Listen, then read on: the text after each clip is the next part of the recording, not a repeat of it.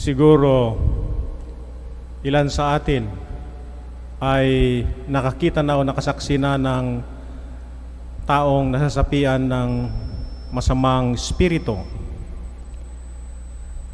Napakalakas, hindi kayang hawakan o pigilin ng 3 o 5 tao kung minsan. Nanlilisik ang mata at sumisigaw. Talagang nakakatakot sapagkat nag-iiba rin ang kanyang boses. Dito po sa ating ebanghelyo, meron din pong nasasapian ng masamang espiritu. 2 espiritu, masamang espiritu na sumapi sa isang tao na tinutukoy dito sa ating ebanghelyo. Doon po sa pangyayari na sinalaysay ni San Marcos, parehong pangyayari, sinasabi po ni San Marcos na yung demonyo ay meron siyang kasamang legion, ibig sabihin 100 demons sa isang tao. Kaya sila ay napakalakas, pinipigtas at pinuputol ang tanikala, at siya'y mabangis na parang ulol na aso o leon. At ang taong ito ay sumisigaw sa gabi at doon nakatira sa sementeryo. Ano po ba ang ibig sabihin ng ating ebanghelyong binasa ngayong gabi? Pinagaling ng ating Panginoon Jesucristo ang taong nasasapian ng masamang espiritu o demonyo. In other words, Jesus had power to expel demons because He is the Son of God. The demons themselves have confessed that Jesus is the Son of God.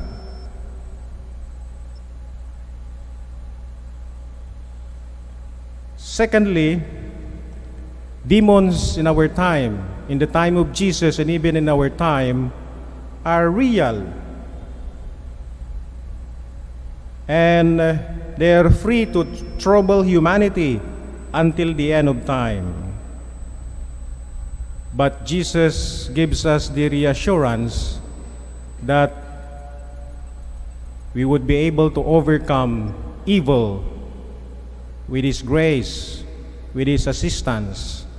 In fact, in the letter to the Hebrews, it tells us we have a high priest, Jesus Christ, who can truly identify with us because He was tempted in every way, but He did not sin.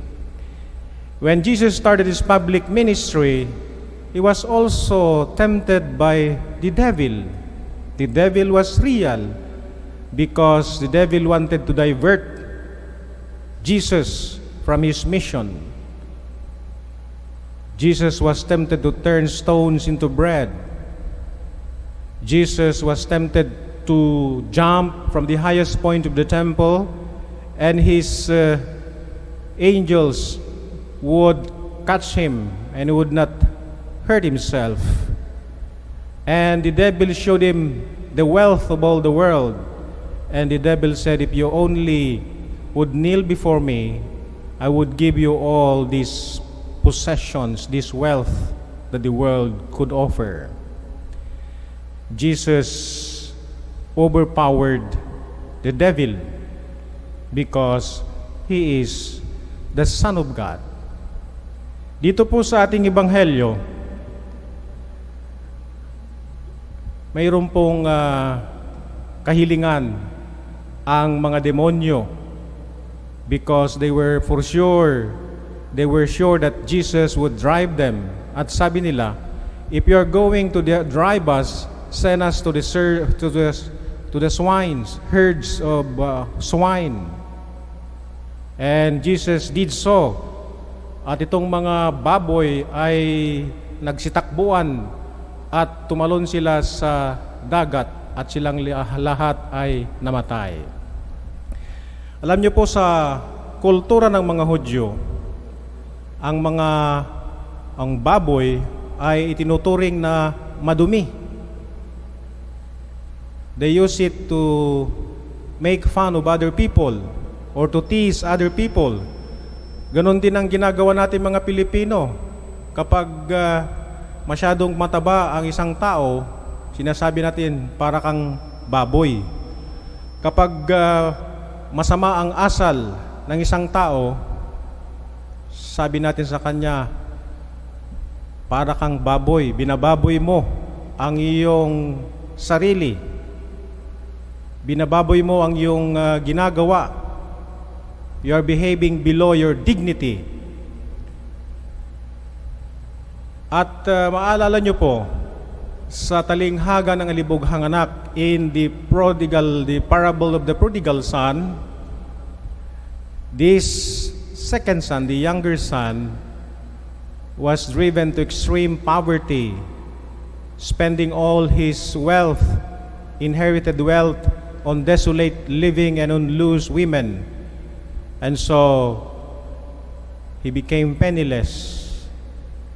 And the gospel reports that he was sent to the farm to take care of the swines, the pigs. And he was even tempted because of hunger to eat the food that was given to the pigs. Ang mensahe po nito ay ang kasalanan ay para kang baboy, hinahalintulad ng mga Hudyo ang taong makasalanan sa isang baboy.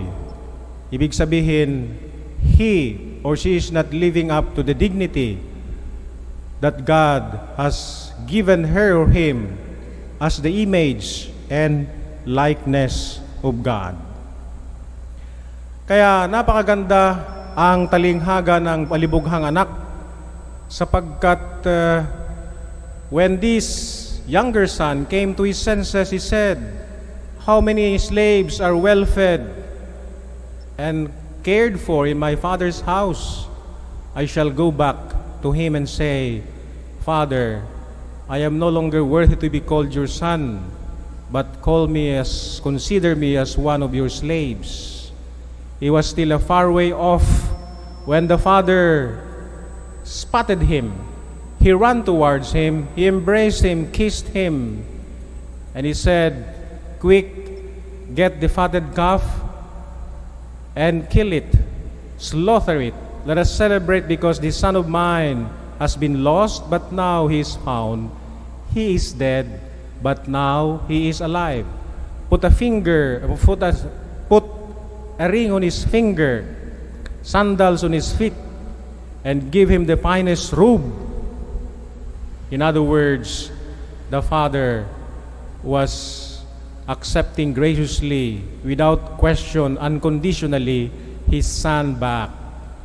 Dito po sa ating ebanghelyo, pinagaling po ng Panginoong Jesucristo ang taong nasasapian ng demonyo.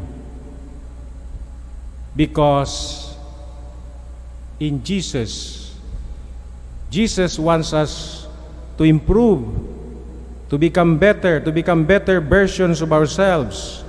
He gives us a second chance to go back to righteousness and goodness.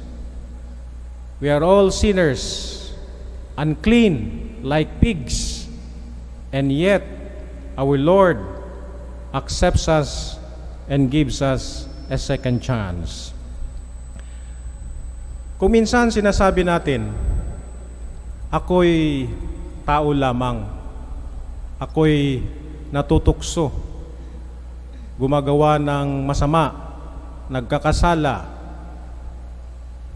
Pero dito sa ating ebanghelyo, pinalalahanan po tayo ng ating Panginoon Jesucristo na sapat ang grasya na ipagkakaloob sa atin upang makayanan nating labanan ang ating mga temptasyon sa buhay.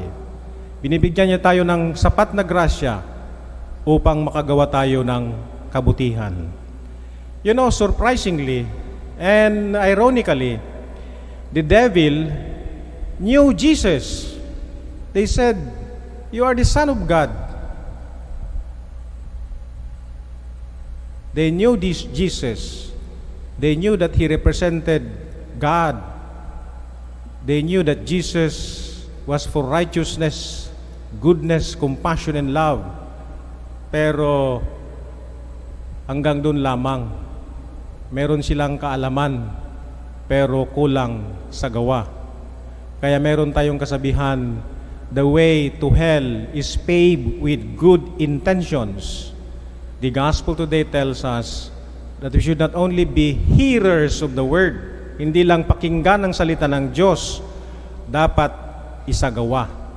At kasapi natin, katulong natin, kasama natin si Kristo sa paggawa ng kabutihan. Because He said, "Have courage, I have overcome the world. I have overcome evil with good." Alam niyo itong pinagaling ng ating Panginoong Jesucristo, sinabi niya, "I want to come with you." Anong sabi ni Jesus? Go home to your family and make it clear to them how much in His mercy has done for you. We are all recipients of God's mercy and love in spite of who we are.